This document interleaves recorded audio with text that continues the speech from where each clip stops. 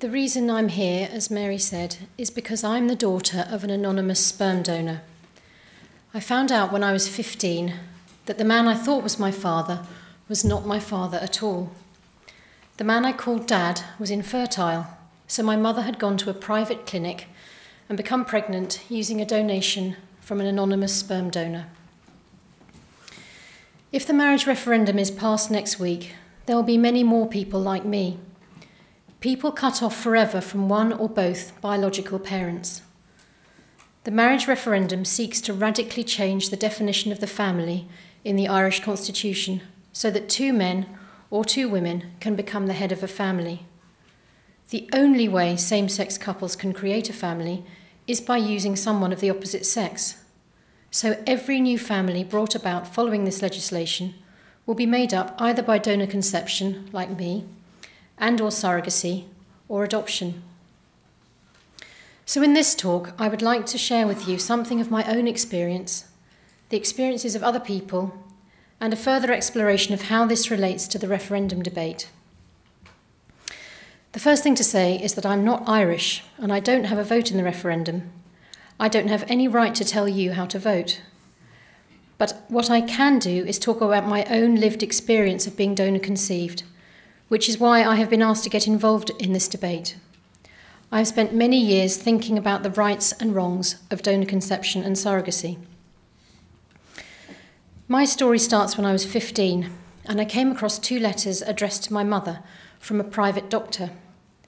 They were quite vague, and I can't now remember much about them, but I do know that the first letter referred to the same donor, and the second talked about the second success. I asked my mother what they meant, and she told a tale about blood tests, which I initially accepted. A few months later, I challenged her again, and this time she admitted the truth. The man I called Dad was actually infertile, so they had turned to artificial insemination by donor, as it was then called. It's now called donor conception because I think the similarity to veterinary procedures are felt to be a bit unfortunate. In tears, she told me that she and Dad had intended that we should never find out. They did not tell a soul, and if I had not found those letters, I would probably be in complete ignorance of my origins to this day. How did it feel? It was extremely confusing. On the one hand, I was relieved. By this time, my social father, as I've since learned to call my dad, was in prison for the sexual abuse of my brother and a group of his school friends. So it was good to know that there was no genetic link between me and a man who had something so obviously wrong with him. But on the other hand, the loss of my father also meant the loss of a sense of identity and rootedness. One of my hobbies was tracing my family tree. I was obviously a very strange teenager, and to find that I was not related to all these names I had researched was a very unsettling feeling. So although in some ways I felt relieved, in others I felt angry about being lied to for all those years. I felt betrayed, especially since the truth was not revealed, even in the face of the horror of the abuse and my social father's imprisonment. And for a long time, I felt unable to talk about it or own up to it myself. I felt like a freak of nature. That made me feel uniquely weird and incredibly isolated. I felt a profound loss of identity. Even my surname was a lie. My birth certificate was a lie. That was a lie I had to repeat myself when I had to provide my father's name for my marriage certificate. I just could not bring myself to say unknown. I felt deep loss and a great longing to know even a scrap of information about my father. My mother was unable or unwilling to remember much about the process, and in any case, I do not know how truthful the information she was given was. Apparently, he was a medical student, and he had blonde hair and brown eyes. The clinic where the procedure was done is long gone, and the doctor in charge is dead. So my chances of finding out anything through a paper trail are 0. I do not know my father's name or what he looks like. I will never hear the sound of his voice. I do not even know if he is alive or dead. When I look in the mirror, I wonder whether I look like him. And when I look at my children, I wonder whether any of them have any of his features. The conversation with my mother took place nearly 30 years ago, and over the years I have come to terms with my very strange circumstances. but I certainly do still feel a great sense of loss. I long for a father, because even as adults we still need our parents. I grieve for the loss for my children, who have a big blank space in their baby books where their grandfather should be, a grandpa they will never know.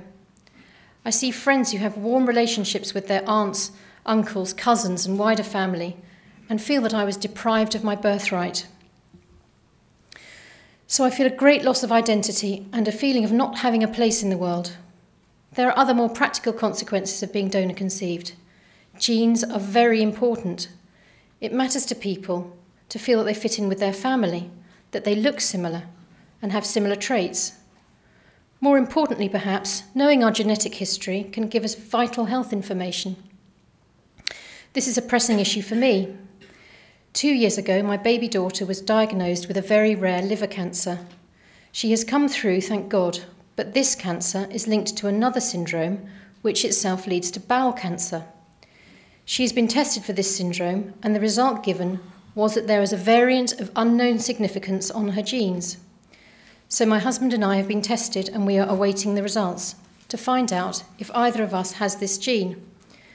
Of course, being the child of a sperm donor has not caused this problem, but it adds an extra, very acute anxiety to genetic testing and to medical issues in general, since I do not know half my family history. People say to me, and have said to me since I've started to get involved in this campaign, "So do you wish you'd never been born?" Of course not. I'm happy to be here, and I hope my husband and my children are happy. I'm here too. But that doesn't mean I can't question the way I was brought into being and the lifelong deprivation it entails. People also say you're not the only one, and list all the other tragic family situations that exist: the loss of a parent through death, divorce or abandonment, or the rare but shocking cases of abusive or neglectful biological parents. I have huge sympathy for people who have suffered grief or harm in such situations, but I do not think that they justify creating grief or harm for another whole section of society. Some people argue that as long as the system is open, as it would be in the case of same-sex couples, and that children are told the truth about their origins from the beginning, everything will be fine. I totally disagree.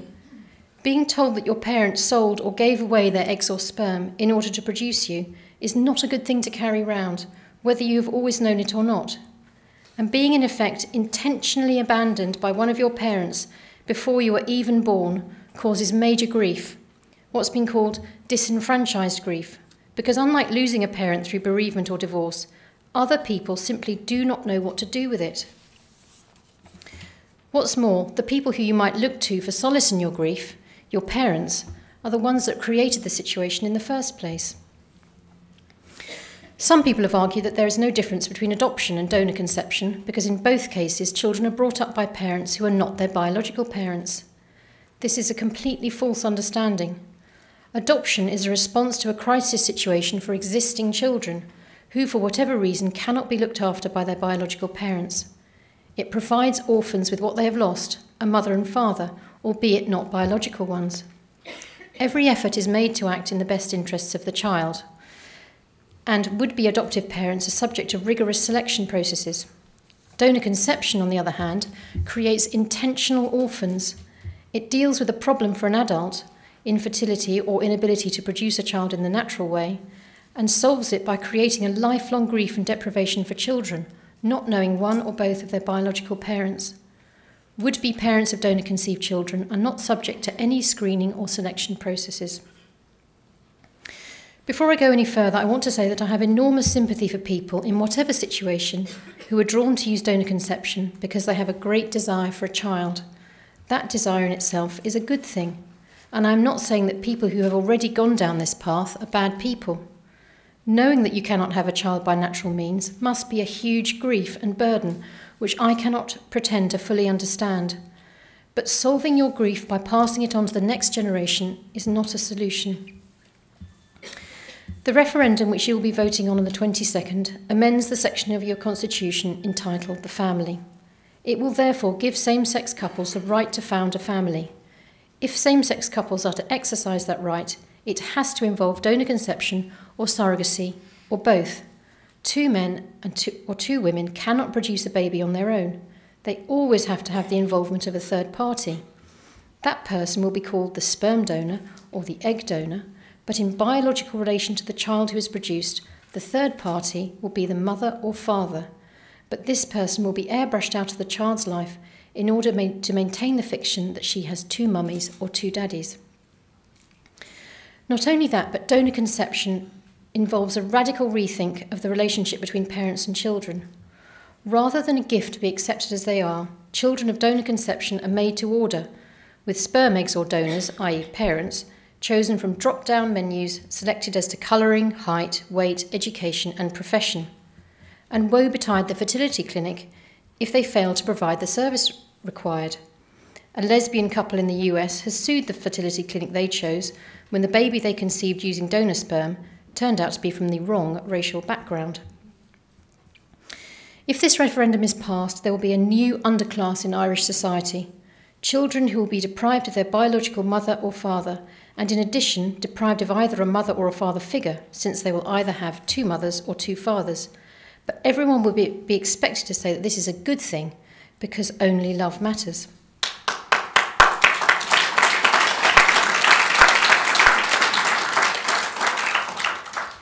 I am not suggesting that existing same-sex-headed families are not loving. I am not suggesting that people heroically raising children alone are not loving. What I am saying is that every child is born of the union of a man and a woman, and that is the best possible environment for a child to be brought up in. There are few people willing to speak out honestly about donor conception or same-sex parenting, because understandably people are loyal to the parents who brought them up and do not wish to cause them pain.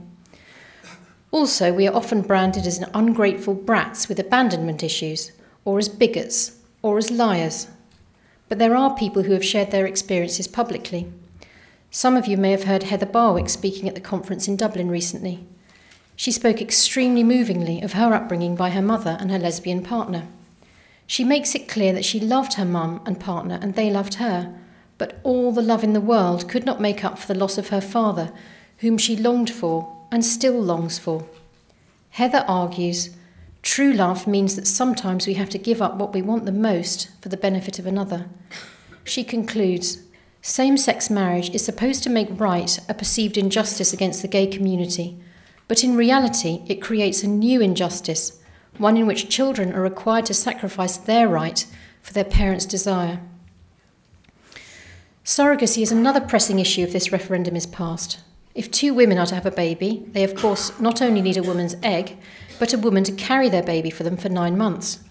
Surrogacy providers in the third world say that demand for their services spikes after same-sex marriage is introduced in a country.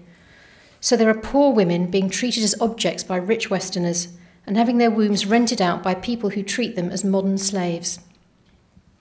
The children they create, too, are human beings being bought for money, often trafficked to the other side of the world, and then deprived forever of their mother, who will again be airbrushed out of their story. I was particularly struck, I don't know if you saw in the news recently after the Nepal earthquake, that surrogacy was part of the story because there were Israeli couples who had arranged for children to be born via surrogacy in Nepal. Some of these babies were in the earthquake-stricken areas, and the new fathers of these babies, the gay couples who had commissioned them, shall we say, took the babies away from the disaster zone, and the mothers were left there to fend for themselves. Surrogacy raises other huge ethical questions. You may have heard of baby Gami, a little boy who, along with his twin sister, was born to a surrogate mother in Thailand. When the surrogate had antenatal tests, it was discovered that he had Down syndrome. The intended parents wanted the surrogate to abort him. She refused. So when the twins were born, the baby girl was taken and a baby boy was left behind because he was not what they ordered. A final example is that of Sherry Shepherd, an American actress who, with her husband Lamar Sally, decided to have a child with the help of an egg donor, a surrogate mother, and Mr. Sally's sperm. In the course of the surrogate mother's pregnancy, the marriage broke down, and Miss Shepherd decided that she no longer wanted the baby. A lengthy court battle ensued to determine who the baby's legal mother was. In a way, he had 3 mothers, Miss Shepherd, the egg donor, and the surrogate mother, but nobody wanted him. In the end, Miss Shepherd has been forced to provide financial maintenance for him, but she wants no relationship with him. Such tragic cases will become much more common if this referendum is passed. The children in these situations are the real victims, but they have no voice. We're told again and again that this referendum is about equality. Yes, it is.